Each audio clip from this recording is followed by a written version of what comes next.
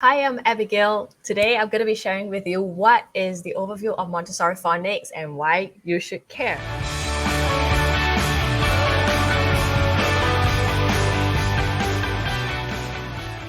Hi, I'm Abigail and I'm a parenting and literacy coach for distracted kids. And it's my goal to show moms with a distracted child that your child can start and finish whatever he sets his heart on, strengthen the executive functioning while unlocking and magnifying his talent.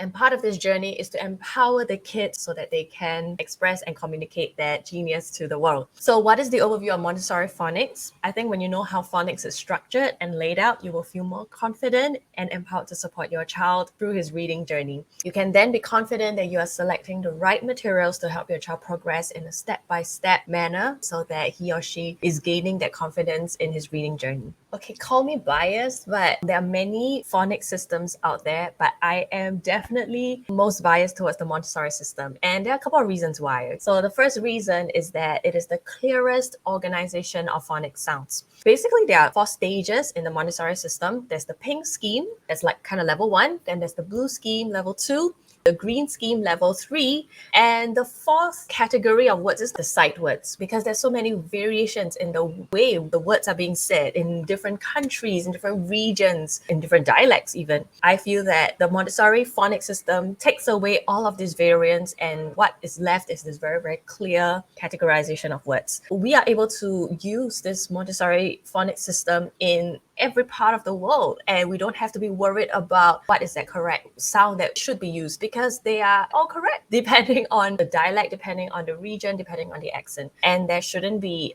a specific accent that is more superior than others are speaking the English language. And for us in Singapore, this is really the case. From the parents who have spoken to me have told me like, oh, I'm very confused. What is a hard sound? What is a soft sound? What is a long sound? What's a short sound? To a Singaporean, all sounds are hard, all sounds are long, all the sounds sound similar. Therefore, when we explain it to the children who naturally talk the same way as us, they are going to be really confused. What is a long sound? What's a short sound? What's a hard sound? What's a soft sound? So the Montessori phonics system negates all of that variance. It allows for the kids to master each stage of the phonics journey before moving to the next. It allows the child to really be very good at that stage 1, master it, and then move on to stage 2 and 3. And so at every step of the way, they are able to master certain sounds. And therefore, when we pick the right books that lets them practice that mastery of that stage, it gives them tremendous confidence and motivation to carry on moving to the next stage. So why is this important and why should you care? So when we know what stage our child is at and what words he or she can reasonably know and blend, then we can pick those words with confidence, and we can be very sure to prod him or encourage him to do the hard work of blending. Because let's face it, blending is hard work. For us as adult learners, we can see a word and immediately we know how to read a word. That's because through years of memorization, through years of practice, we are able to just look at even the shape of the word, just identify the beginning and the end letters of the word. We are able to know, oh, okay, this is the word building, even if the middle letters are all jumbled together. But for a child, every single word takes time, it takes effort to blend. And so the reading journey is hard for the child. We got to acknowledge that we are not going to run into a situation where we pick a word thinking that this is a common word and therefore my child is definitely able to read it, which only diminishes his confidence when we in the English language, it's really the one at fault. So why should a child be made to feel lousy over our misunderstanding of his ability to blend certain words? So for example, car and zoo. These are common words, but they are totally not stage 1 words. In fact, they are stage 3 words. And I'll tell you why. Because these words are not blendable. For example, like car. And then we say, oh, can you read this word? And your child, based on the letter sounds that he has learned in preschool, goes on to say k, e, r.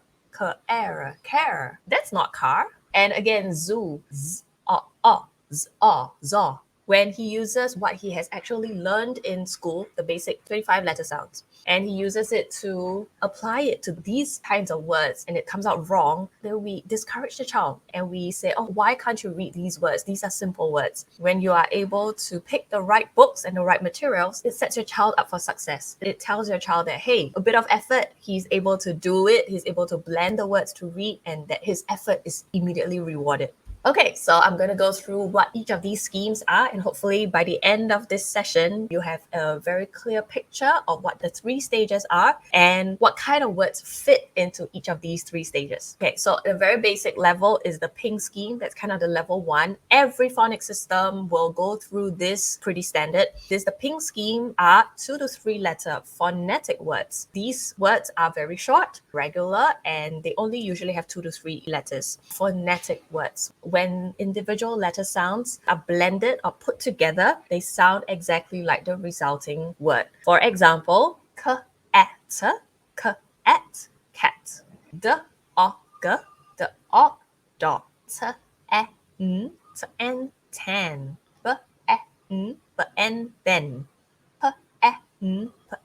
pen, pan, it, sit, odd, rod. Okay, so you can see when you individually sound out the letters and then you put them together, they sound exactly like they are intended to. Moving on to the second one, which is the blue scheme. These are longer phonetic words. The blue scheme consists of some consonant blends. So for example, words like jump, j, a, jump,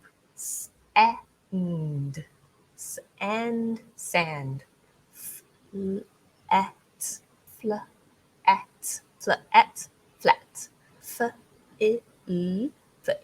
fill,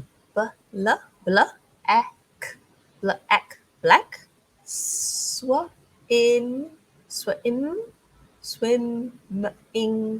swimming,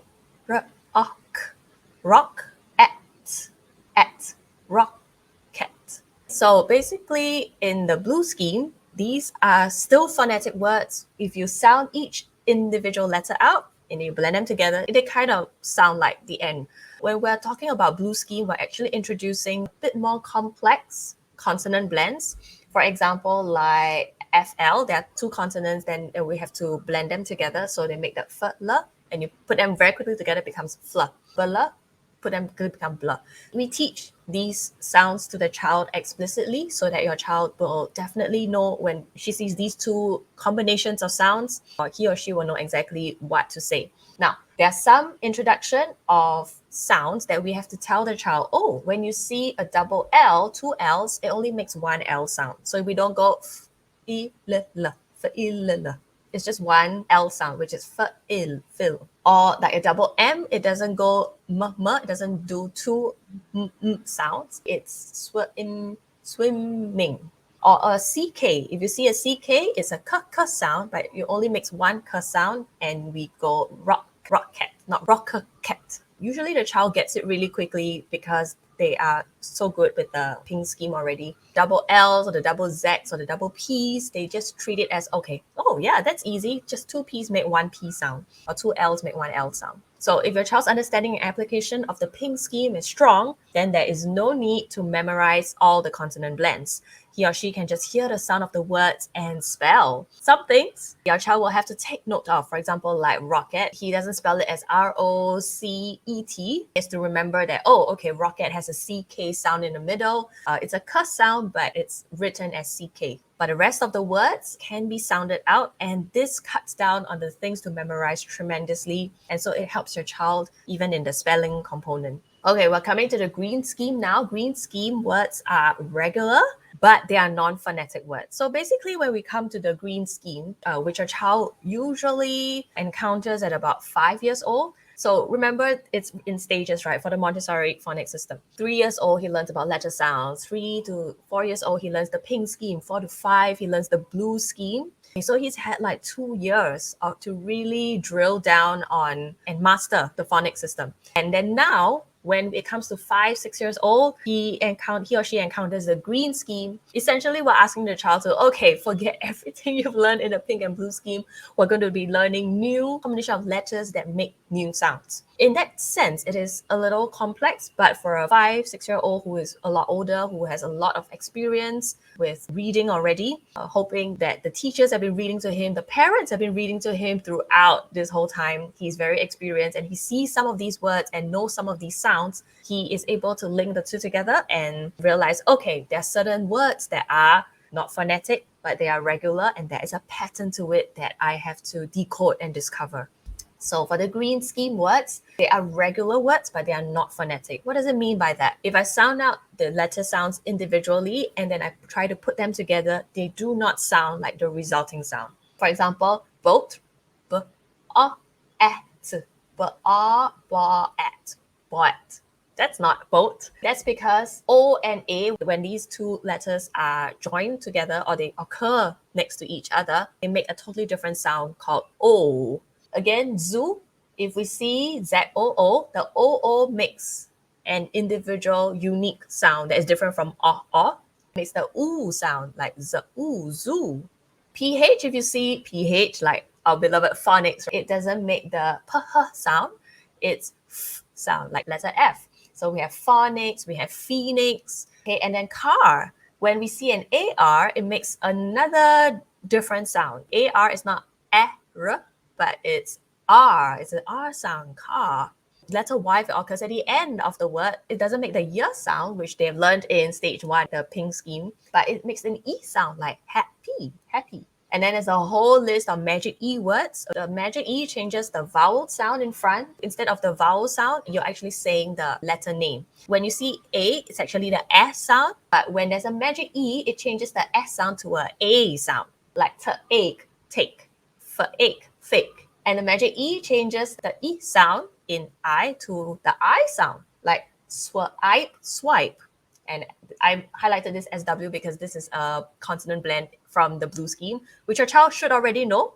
So when she sees SW, she knows it's swa, and then she's just learning a new thing, which is the magic E. Magic E changes the I sound to a I sound. And of course, there are other combinations like IE makes the I sound, like I, pie.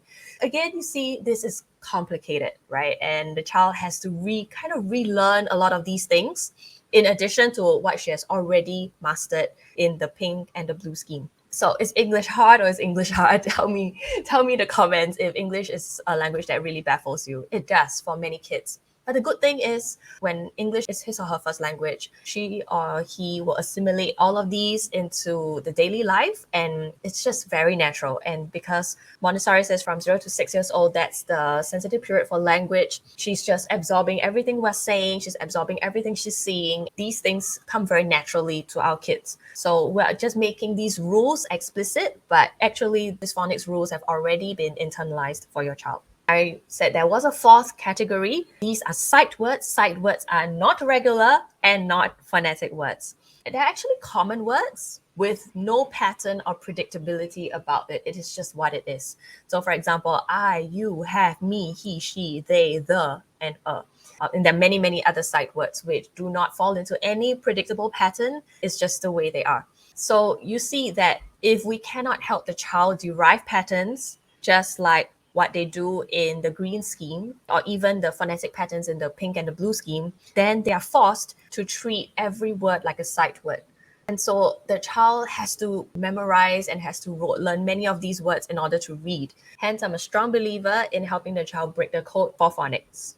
So that's it. That's how the Montessori phonics system is categorized. Now that you know what stage of words your child can read, it is good that you can go back and give your child like a short kind of audit, to see, oh, is your child good with letter sounds? Is he able to blend pink scheme words? Is he able to blend the blue scheme words? What are the sounds that he has trouble with for the green scheme words? And then you can start to spot teach your child or get certain materials to do some revision or reinforcing of those more problematic letter sounds. If you like what I've been learning, remember to click like and subscribe. And let me know in the comments if you have any questions you have about phonics and reading.